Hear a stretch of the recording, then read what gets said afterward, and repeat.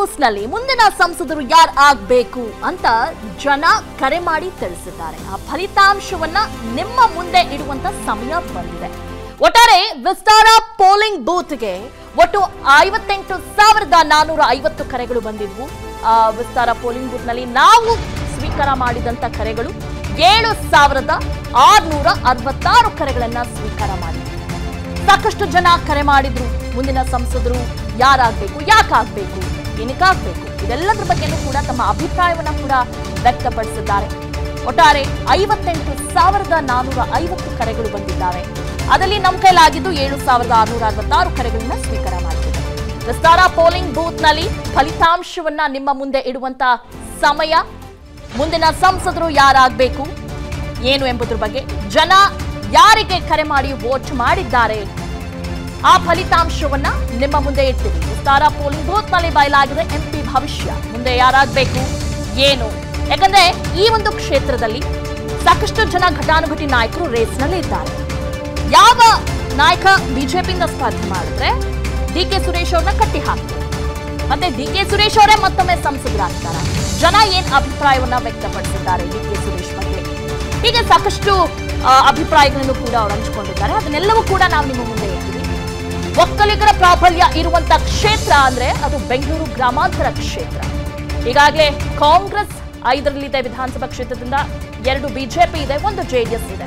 ಹೀಗಾಗಿ DK ಸುರೇಶ್ರನ್ನ ಕಟ್ಟಿ ಹಾಕೋದಕ್ಕೆ ಸಾಕಷ್ಟು ಪ್ರಯತ್ನಗಳು ಈ ಬಾರಿ ನಡೀತಾ ಇದೆ.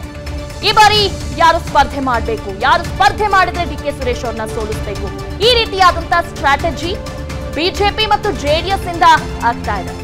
ಆದ್ರೆ ಯಾವ ಸ್ಟ್ರಾಟಜಿಗೂ ಕೂಡ ಸುರೇಶ್ ಅವರು ಲೆಕ್ಕನೆ ಹಾಕಲ್ಲ. ಯಾಕಂದ್ರೆ ಅವ್ರಿಗೆ ನಾನು ಗೆದ್ದೇ ಗೆಲ್ತೀನಿ ಅನ್ನೋ ಕಾನ್ಫಿಡೆನ್ಸ್ ಇದೆ. ಇನ್ನು ಫಲಿತಾಂಶವನ್ನ ನಿಮ್ಮ ಮುಂದೆ ಇಡುವಂತ ಸಮಯ ಬಂದಿದೆ. ಮತ್ತೊಮ್ಮೆ DK ಸುರೇಶ್ಗೆ ಬೆಂಗಳೂರು ಗ್ರಾಮಾಂತರದ ಗದ್ದುಗೆ ಜನ DK ಸುರೇಶ್ ಅವರನ್ನ ಆಯ್ಕೆ ಮಾಡಿದ್ದಾರೆ. ವಿಸ್ತಾರ ಪೋಲಿಂಗ್ ಬೂತ್ ನಲ್ಲಿ ಜನ ಕರೆ ಮಾಡಿ ಮುಂದಿನ ಸಂಸದ ಯಾರಾಗಬೇಕು ನಮ್ಮ ಕ್ಷೇತ್ರಕ್ಕೆ ಅಂದ್ರೆ DK ಸುರೇಶ್ ಅವರಾಗಬೇಕು. ಅವರ ಪರವಾಗಿ 4,631 ಮತಗಳು ಬಂದಿದೆ. ಬಿಜೆಪಿ ಅಭ್ಯರ್ಥಿ ಪರ 2,953 ಮತಗಳು ಬಂದಿದ್ದಾವೆ. ಮತ್ತೊಮ್ಮೆ DK ಸುರೇಶ್ಗೆ ಚುನಾವಣೆ ಹಾಕಿದ್ದಾರೆ. ಬೆಂಗಳೂರು ಗ್ರಾಮಾಂತರದಿಂದ ಅವರೇ ಮುಂದಿನ ಸಂಸದರು ಆಗ್ಬೇಕು ಅಂತ ವಿಸ್ತಾರ ನ್ಯೂಸ್ ಪೋಲಿಂಗ್ ಬೂತ್ಗೆ ಕರೆ ಮಾಡಿ ವೋಟ್ ಮಾಡಿದ್ದಾರೆ. ಹೀಗಾಗಿ DK ಸುರೇಶ್ ಪರವಾಗಿ 4,631 ಮತಗಳು ಬಂದಿದ್ದಾವೆ. ಜನ ಕರೆ ಮಾಡಿ ಅಭಿಪ್ರಾಯವನ್ನು ವ್ಯಕ್ತಪಡಿಸಿದ್ದಾರೆ. ಡಾಕ್ಟರ್ CN ಮಂಜುನಾಥ್ ಪರ 1,867 ಮತಗಳು ಬಂದಿದ್ದಾವೆ. CP ಯೋಗೇಶ್ವರ್ ಏನಾದರೂ ಸ್ಪರ್ಧಿಸಿದ್ರೆ ಅವರ ಪರವಾಗಿ 67 ಮತಗಳು ಬಂದಿದ್ದಾವೆ. JDS ಸ್ವತಂತ್ರವಾಗಿ ಸ್ಪರ್ಧಿಸಿದ್ರೆ 265 ಮತಗಳು ಬಂದಿದೆ.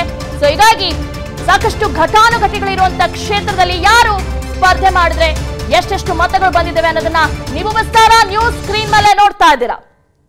ಈ ಬಾರಿನೂ ಕೂಡ DK ಸುರೇಶ್ ಪರವಾಗಿ ಹೆಚ್ಚು ಮತಗಳು ಕೊಟ್ಟಿದ್ದಾರೆ ಜನ. ವಿಸ್ತಾರ ಪೋಲಿಂಗ್ ಬೂತ್ ಅಲ್ಲಿ ಈ ರೀತಿಯಾದಂತಹ ಫಲಿತಾಂಶವನ್ನ ಕೊಟ್ಟಿದ್ದಾರೆ. ಬಿಜೆಪಿ 2,953, ಕಾಂಗ್ರೆಸ್ 4,631 ಮತಗಳು. ಸೊ ಪರ್ಸೆಂಟೇಜ್ ತೆಗೆದುಕೊಳ್ತಾ ಇದ್ರೆ 60% ಅಷ್ಟು ಜನ ಕಾಂಗ್ರೆಸ್ ಪರವಾಗಿ ನಿಂತಿದ್ದಾರೆ. DK ಸುರೇಶ್ ಅವರೇ ಮುಂದಿನ ಸಂಸದರಾಗಿ ಆಯ್ಕೆ ಆಗಬೇಕು ಅಂತ ಅವರ ಪರವಾಗಿ ವಿಸ್ತಾರ ಪೋಲಿಂಗ್ ಬೂತ್ಗೆ ಕರೆ ಮಾಡಿ ತಿಳಿಸಿದ್ದಾರೆ. ಏನು ಬಿಜೆಪಿ ಪರ 2,953 ಪರ್ಸೆಂಟೇಜ್ ತೆಗೆದುಕೊಳ್ಳೋದಾದ್ರೆ 39% ಅಷ್ಟು ಜನ ಬಿಜೆಪಿ ಪರವಾಗಿ ನಿಂತಿದ್ದಾರೆ. ಇನ್ನು ಬಿಜೆಪಿ ಅಲ್ಲಿ ಹೆಸರನ್ನ ಫೈನಲೈಸ್ ಮಾಡಿಲ್ಲ ಯಾರು ಅಲ್ಲಿಂದ ಸ್ಪರ್ಧೆ ಮಾಡಬಹುದು ಅಂತ. ಆದ್ರೆ ಈಗ ಕಾಂಗ್ರೆಸ್ ಈಗಾಗಲೇ ಹೆಸರನ್ನ ಘೋಷಣೆ ಮಾಡಿದ್ದಾರೆ. DK ಸುರೇಶ್ ಅವರು 3 ಬಾರಿ ಸಂಸದರಾಗಿ ಆಯ್ಕೆಯಾಗಿದ್ದಾರೆ ಬೆಂಗಳೂರು ಗ್ರಾಮಾಂತರ ಕ್ಷೇತ್ರದಿಂದ. 2014ರಲ್ಲಿ ಅವರು ಉಪಚುನಾವಣೆಯಲ್ಲಿ ಮೊದಲು ಸ್ಪರ್ಧೆ ಮಾಡ್ತಾರೆ, ಗೆಲ್ತಾರೆ. ಅದಾದ ನಂತರ ಸಂಸದರ ಚುನಾವಣೆಯಲ್ಲಿ ಅವರು ಗೆದ್ದಿದ್ದಾರೆ.